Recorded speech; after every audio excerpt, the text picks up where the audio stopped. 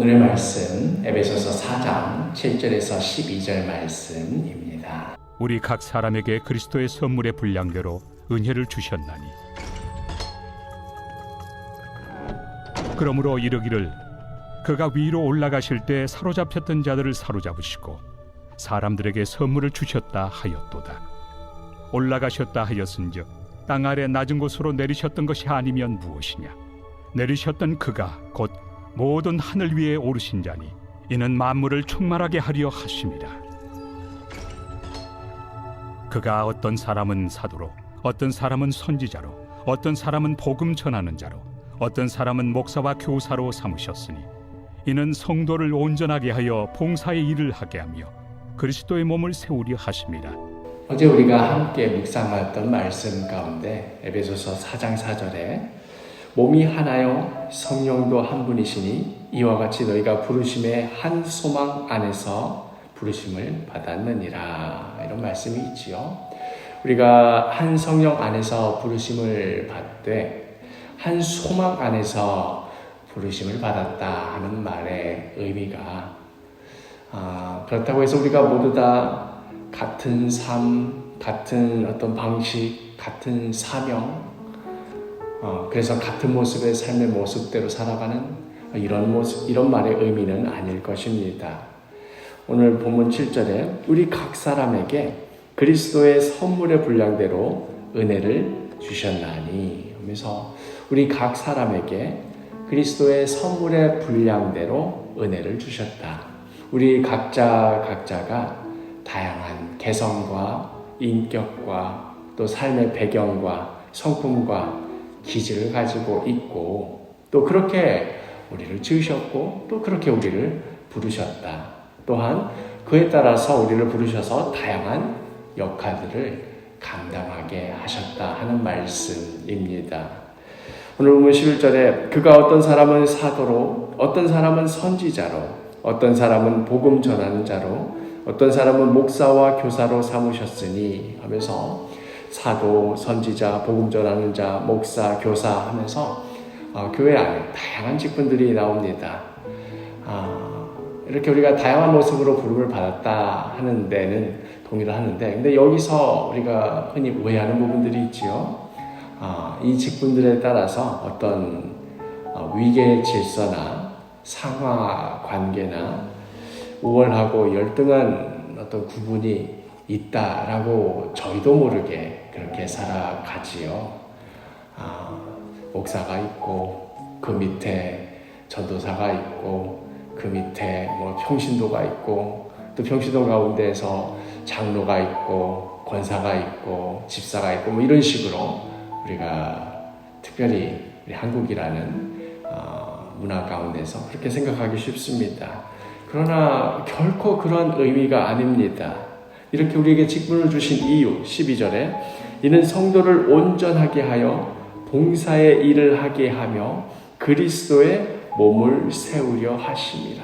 우리에게 직분 주신 이유는 누군가는 고귀한 직분을 주고 누군가에게는 열등한 직분을 줘서 상하 우월 관계를 만들어서 어떤 조직이 탄탄하게 하고 아랫사람은 위에사람을 잘 섬기고 위에사람은 아랫사람을 잘 관리해서 그래서 평화롭게 지내라라는 의미로 직분을 주신 것이 아니라 성도를 온전하게 하고 봉사의 일을 하게 하고 그리하여서 그리스도의 몸을 세우라고 우리에게 주신 것입니다.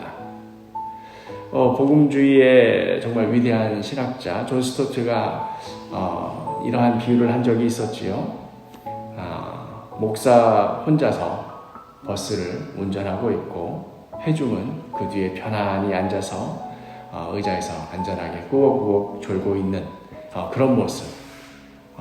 성도들은 졸아도 되고 편안하게 있어도 되고 가장 중요한 것은 목사가 안전하게 그 버스를 잘 운행하여 가는 것이다 하는 그런 비유. 사실 우리들이 많은 경우 그렇게 생각하고 있지요. 목사가 결정하면 평신도들은 그냥 따라가면 되는 것이고 목사가 이렇게 하나님 말씀 전하면 우리는 그런 줄 알고 따라가면 되는 것이고, 그러나 이처럼 비성경적인 생각이 없습니다. 목사는 그렇게 세웠고 나머지 평신도들은 그저 따라가기만 하면 된다, 이런 식으로 우리를 부르신 것이 아니고 우리 각자 한 사람, 모든 신자들을 그리스도의 몸인 교회를 세우기 위하여 부르셨습니다. 따라서 우리 각자 한 사람 모두가 다 교회를 섬기는 사역자입니다. 다만 그 역할에 있어서 목사는 하나님 말씀을 전하는데 거기에 집중을 하는 것이고, 또 다른 직분들은 다른 역할들을 감당하는데 집중하는 것일 뿐입니다. 사역자가 된다는 것이 어떤 조직에 충성하고 교회 건물을 잘 세우라는 말의 의미가 아닙니다. 또 더 우리가 교회라고 했을 때 그저 우리가 사도교회라는 어떤 교회 공동체 안에서 감당해야 되는 일, 교회 안에서의 일만을 말하는 정도에서 그치는 것도 아닙니다. 우리가 부르심을 받은 그 어느 곳에서든, 그것이 가정이든 그것이 직장이든 그것이 학교이든 그 어느 곳에서든 소금과 빛의 역할을 하나님의 자녀답게 감당하는 데 이르는 것입니다. 영혼을 섬기는 일이고, 자기 자신을 희생하여서 교회 공동체뿐 아니라 우리의 이웃들을 유익하게 하고 평안과 위로를 전하는 일입니다. 우리가 지난주 설교 시간에도 함께 나눴지만, 우리가 천국에 가게 되면 이제까지 이 땅의 역사가 어떻게 흘러왔나, 하나님께서 어떻게 이 놀라운 일을 이루셨나 하는 그 모든 세계사를 우리가 보게 될 텐데, 그때 정말 우리 정말로 깜짝 놀라게 될 것이라고. 우리가 흔히 알고 있는 누가 교회를 세웠고 누가 교회를 지켜왔고 누가 이 땅의 역사를 이끌어 왔는가 하는 우리가 흔히 알고 있는 그런 역사가 있지 않습니까? 유명한 교회 목사님 계실 거고 교회 지도자가 있을 거고 위대한 신학자, 역사책에 나오는 여러 선각자, 그들이 이렇게 군데군데마다 시대마다 나타나서 이 땅의 역사를 이끌었지, 천국에 가서도 얼마나 칭송받을까, 그런 생각을 우리가 하겠지만, 그러나 하나님의 역사책에는 이름도 없이 빛도 없이 자신이 부르심을 받은 그 자리에서 묵묵히 섬긴 자들의 수많은 이야기들이 반짝반짝 빛날 것입니다.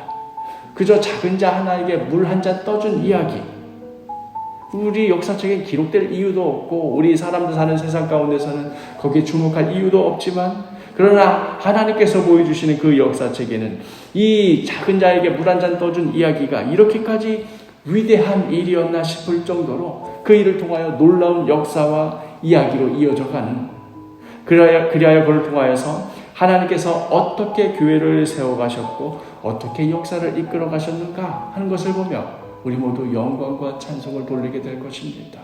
때로는 나 자신이 정말 그러했나, 나는 그저 나 자신도 그때 했던 일들 다 잊어버리고 그런 일이 있었나 싶었는데 그것을 통해서 하나님께서 이렇게 놀랍게 역사하셨다니 하면서 또한 하나님을 찬송하게 될 것입니다. 우리는 바로 그 하나님께서 그리시는 위대한 그림 가운데 우리 자신에게 맡겨진 작은 일에 정성을 다하여 감사함으로 충성을 다하는 것일 뿐입니다. 나에게 맡겨주신 그 일, 또 나에게 맡겨주신 그 영혼을 섬기는 일, 결코 쉬운 일은 아닐 것입니다.